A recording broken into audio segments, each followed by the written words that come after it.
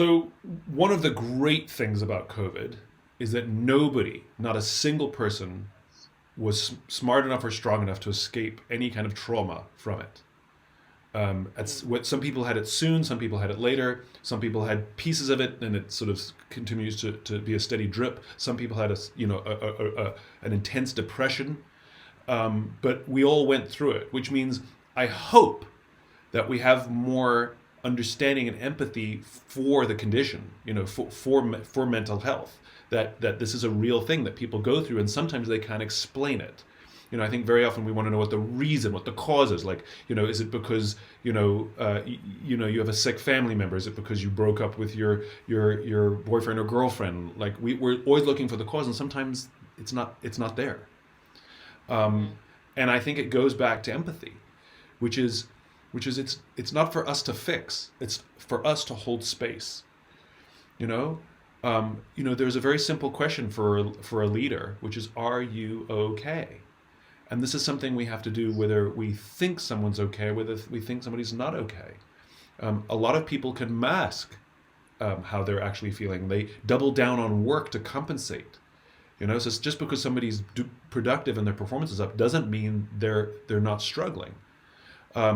And so to create a space where you can say, "Are you okay?" and actually care about the answer is a huge test for leadership.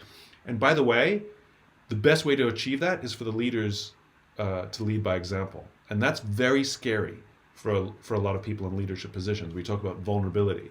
But the reality is, if they're not modeling the behavior, other people won't follow it. If we say, we want to know how you feel, but I'm always in tip-top shape and I always have all the answers and I'm always strong, well then I can guarantee you that creates an environment in which people actually are afraid to be honest. And so it's necessary for people in leadership positions, whether it's on a huddle or some other forum, or maybe to a few people, and say, "Hey, listen, I'm struggling this week, and I want to apologize and say, please be patient with me.